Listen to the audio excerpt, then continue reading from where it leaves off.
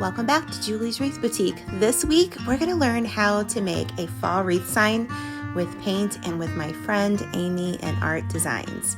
She's going to show us what I can't show you. So let's sit back and let's learn something new together. Welcome back to Julie's Wreath Boutique. Today, we're going to have another guest spot, and her name is Amy from Amy in Art Designs. Amy is a friend of mine, and she is going to show us how to make a fall wreath attachment. And I cannot wait to see this and do it myself. But I really appreciate Amy for helping me out here. Make sure to go to her YouTube channel and subscribe. Give her some Julie's Wreath Boutique love. I know you guys love craftiness, and she's crafty. So let's give her a follow and let's get ready to watch this wonderful video, because this week, right now, I'm getting settled in my new house, and I'll be back next week with another video for you. So let's watch Amy now. Hey y'all, this is Amy Green from Amy in Art Designs, and I am so excited to be here crafting with you today, and a huge thank you to Julie for inviting me. We are going to make a wreath attachment sign, and I'm super excited to make this with you.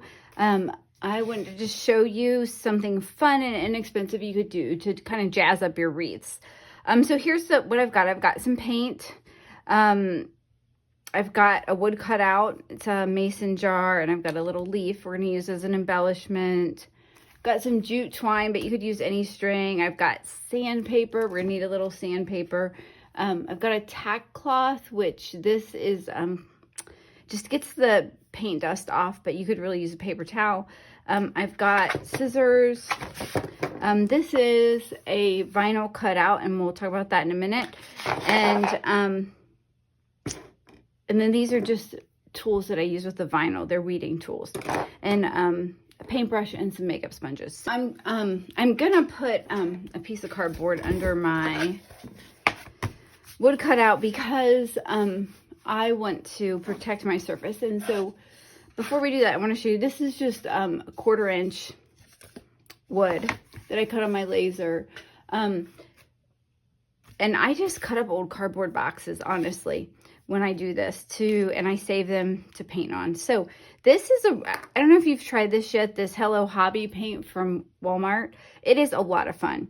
I love the colors. They're kind of like boho and funky. I went to Walmart to get some Waverly chalk paint, and they were out, and so this is what they had. So I want to show you, I'm going to do something around the edges because I want this to kind of show through when I'm done. So this is a makeup sponge, and I just want to get, you know, a little paint on there, and I'm just going to go around my edges. I'm not going to paint the whole thing because I don't need to for this, because we're going to come back over it with the green, because I want the mason jar to be green. But I'm just putting a very small amount. It doesn't have to be, I kind of dip my paint or my makeup sponge into the paint, and then I dab it off. Okay, so the reason I'm using a makeup sponge is twofold. One, it's really quick. Two, it's simple. And three, I think that people sometimes don't want to paint because they feel like, oh my gosh, it's so hard, and I'm going to have to use paintbrush, and it's going to have to be fancy. And the truth is, like, you can paint and really cute stuff, and you don't have to pick up a brush. So I use a lot of like alternative materials when I paint because it's fun, it's quick. I love too that these makeup sponges do not leave stroke marks. So it goes on really nice and smooth. So just gonna touch it up a little bit, and then I'm gonna let this dry, and we will come back and do the next layer of paint. Okay, so now this is dry, and I'm gonna do my next coat of paint. This is the sage from the same line of paint, that Hello Hobby. I so far been really happy with it. If you paint and you've been using like the Waverly paint from Walmart, I think this is it's a really good alternative. So now do the same thing, but this time I'm just going to go across with my sage. I'm going to cover the whole thing. I'm going to go over the edges. So y'all, I what I do most of the time is I do wooden signs, and I do personalized things. I do door hangers. I like to make ornaments at Christmas, and tiered tray sets. I love to make tiered tray sets. And so I was just really excited to have the opportunity to come here and craft with you guys and share with you kind of what I do. And I do. Julie's awesome. I absolutely love her. She is just a really fabulous person, very talented and very creative. And I know how much she loves y'all. Okay, y'all, I'm going to speed this up, but what I want you to see is that I'm going to paint the whole thing with this beautiful sage paint. I want to get full coverage. I don't want to see any orange or any wood grain through it. I did 2 coats to get it completely covered, and I let it dry in between. I used a heat gun to help it dry quicker. If you have one, great. I got mine at Home Depot. You can get them at Amazon also, or you can just let it dry and come back to it. Okay, so now we've got this nice and green. I kind of want to show you guys some of this ribbon that I found at Walmart that inspired me to make this wreath attachment. So this was at my Walmart just recently. It was $5 for 5 yards, which is $1 a yard, guys, or 33 cents a foot. And it is gorgeous. And I'm going to use it to make some door hangers because that's what I do. But I love how the greens look. Let me see if I can get them to all. Let me scoot this down. This has got a little deeper and lighter green in it. Look at these pumpkins. Like it's almost the pumpkins are almost a perfect match for this. Look at that. Gorgeous.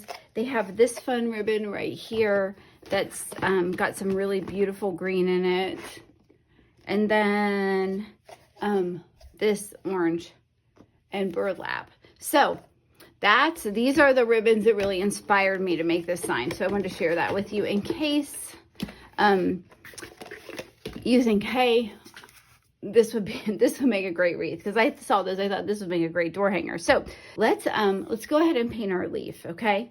The maple leaf, and I want this part to go to this side. So, and it is going to be orange. So let's paint our maple leaf.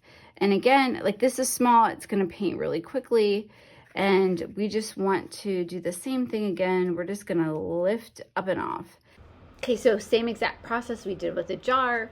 It did take me 2 coats to get this covered completely, and I let it dry in between coats. So for those of you who have never seen this before, this is vinyl, and you cut it like on a Cricut or a Silhouette. It just comes in a roll like this. I'm using Orcal 651. It's my favorite brand of vinyl, and I'm just using their matte vinyl.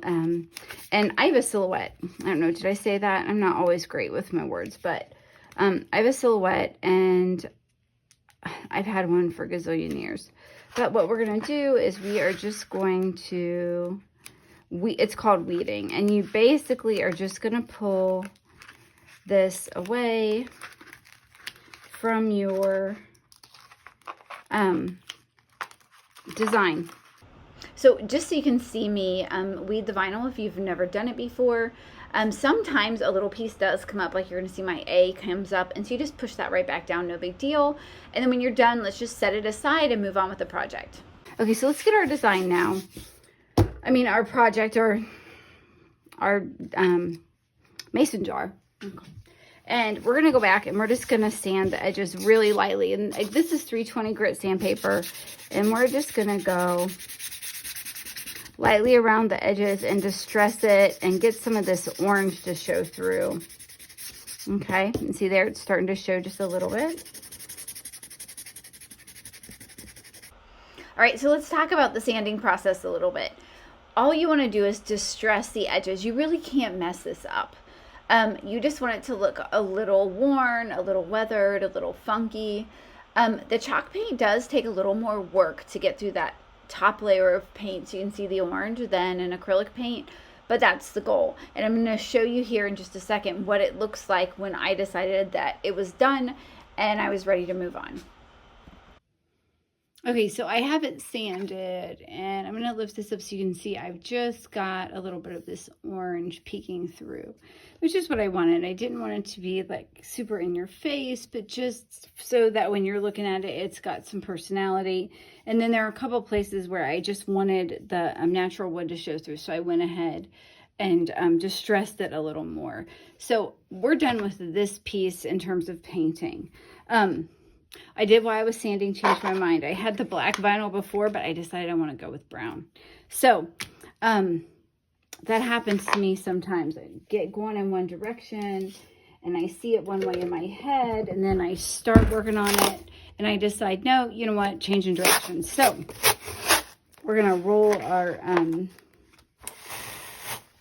vinyl out, and I'm going to put this down here. So this is called transfer tape if you're not familiar with it, and it is just going to help me move the design onto this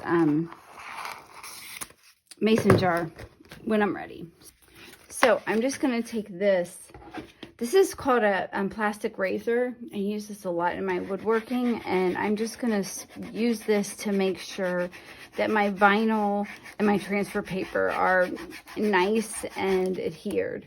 If you don't have a plastic razor, just grab like a library card or something like that. A membership card. You know, like everybody has an extra CVS or Walgreens, you know, membership card, and you're just gonna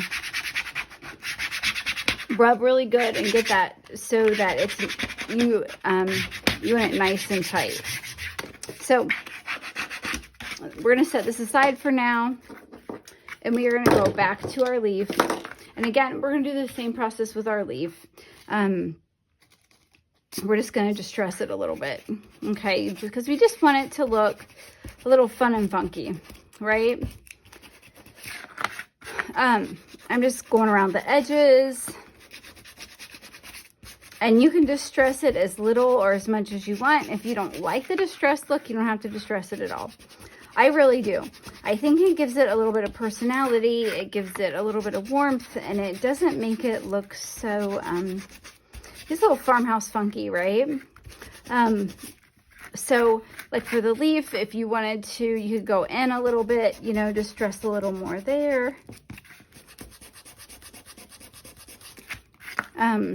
Just give it a little personality and texture. I think that's the other thing that distressing does, is it gives it some texture. And the great thing about it is if you feel like, oh gosh, like I went just a little too far with that, all you do is go right back over it with your paint. No big deal. All right, so we've got our decal, and this is an SVG I made. So if you want this, there's a link down below where you can get this and the printable supply list. So I would love for you to grab that, and I will shoot that to you via email. And again, that's going to be down in the description. But here we go. We've got this, and we're just going to peel this back, okay? If you've never done this before, the easiest way is just slowly, especially when you've got a bigger area with lots of small parts. The slower that you peel, the better, until you get it started.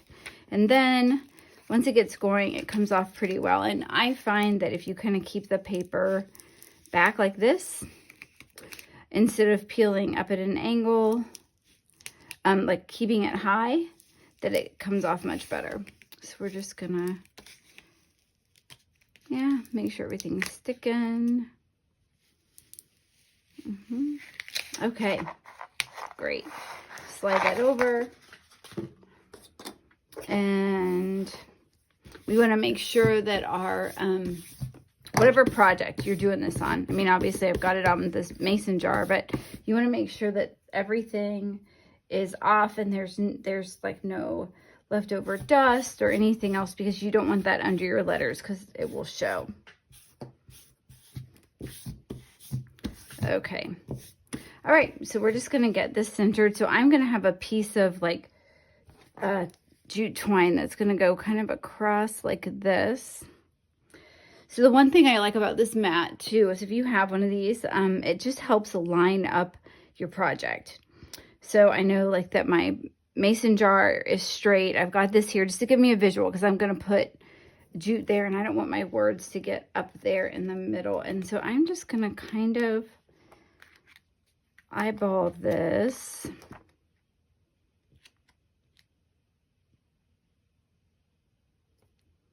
Let me see. Yeah, so I'm happy with that. We're pretty centered this way and we're straight. So I'm just going to go from the middle out with my fingers first. I don't know why I sung that, but I did. And then I'm going to go back over it with my plastic razor, guys. So just rub it in. And again, this is a low tack transfer tape, so it's not super sticky. And what I'm really working on is getting all of my letters down nice and tight to the wood. There is a reason I have a baby wipe over the end of that. So I do that when I've been painting with it and to keep it wet when I'm like working on camera and I don't get up to wash it, or if I'm going to use it again, but just not right now. And earlier I was using that brush for varnish, and so I just put a baby wipe over the end. So there you go, free trick for you. I always have baby wipes at my workstation, so see, I didn't get that good enough. Because they're great for getting paint off your hands, off the side of your projects, off your table, whatever. I generally always, and I paint with them too, which that is for another YouTube video. And on that topic, I do have a YouTube channel, and actually Julie helps me. She kind of gave me some coaching on what to do. It's really new, but I am super excited about it. And so far, it's been a lot of fun. It's Amy and Art Designs, just like my name with everything else. And I would love for you to go over there and give me a follow. And I'll put that info down in the description too, so that you can see that. And all the supplies will be in the description too. But I would love to send you, like I said, I'd love to send you this SVG so you can make your own things. Okay, so my happy ripped, but I'm going to show you guys how we're going to fix that. Don't worry, it happens. We're going to push it back down. I wasn't paying attention. I was there, and you can't even tell. So there we go. No big deal. We're good. Okay, so I'm going to move this. I'm going to take this. I wasn't paying close enough attention, but you can't tell. So there we go. Happy fall, y'all. Looks great. So our next step is going to be to put a varnish on it. And the reason I want to do this is just to seal it. I really like the to have it sealed so that it's nice and clean. I'm going to put this under here again so I don't paint my table. So it just gives it a nice finish, and it also really helps bring out the like vibrant colors in the chalk paint, because it's gonna look a little different. So once, just a little deeper and richer.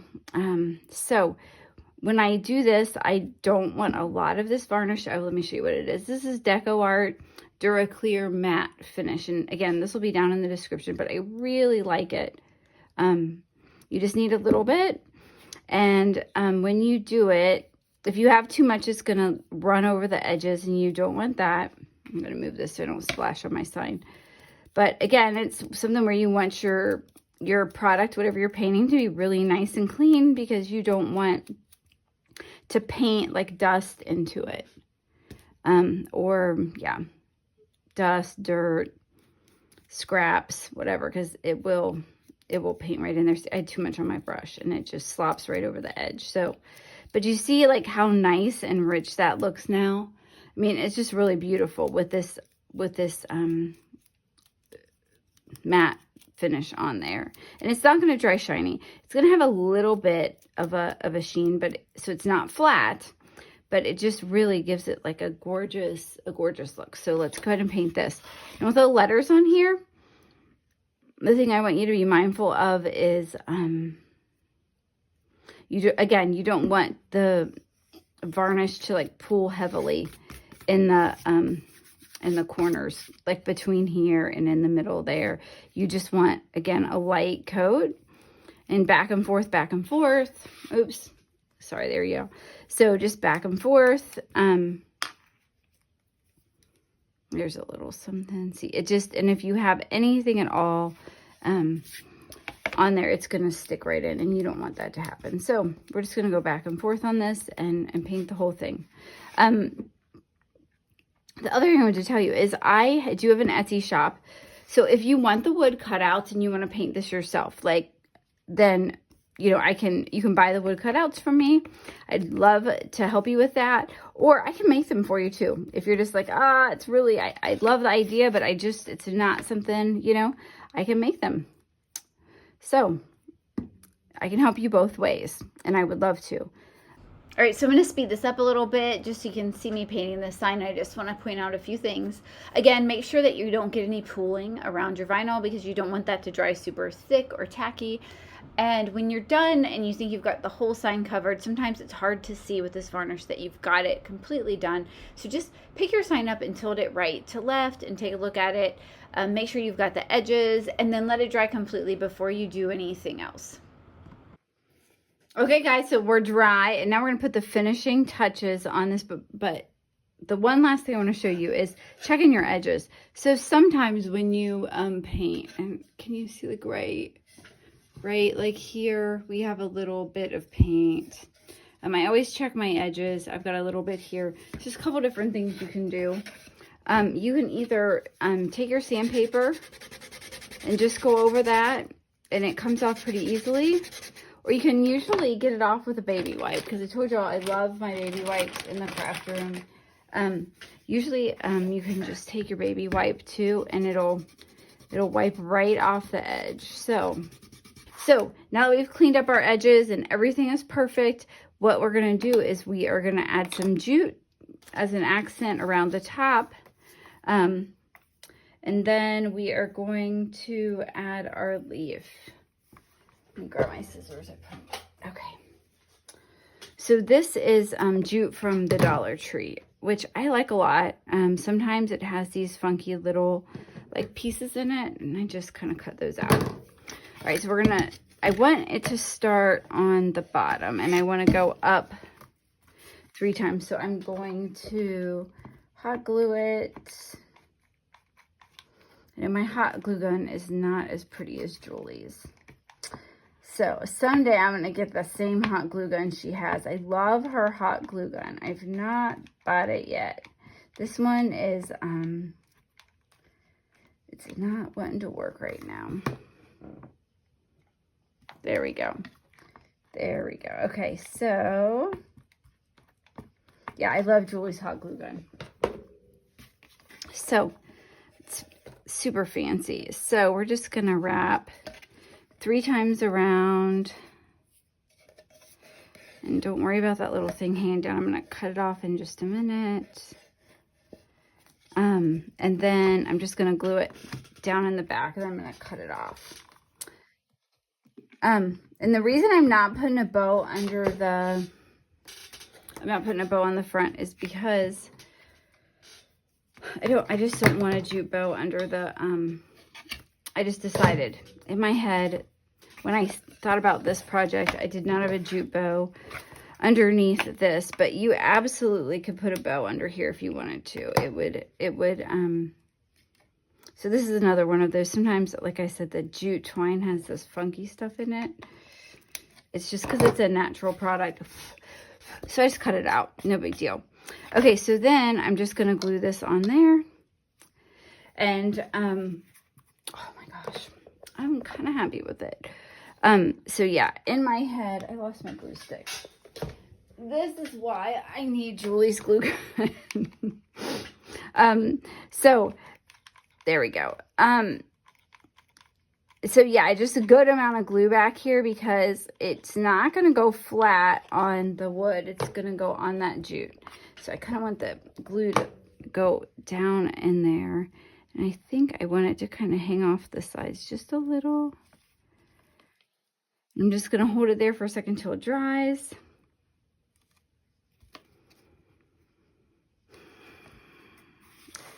And so there you go.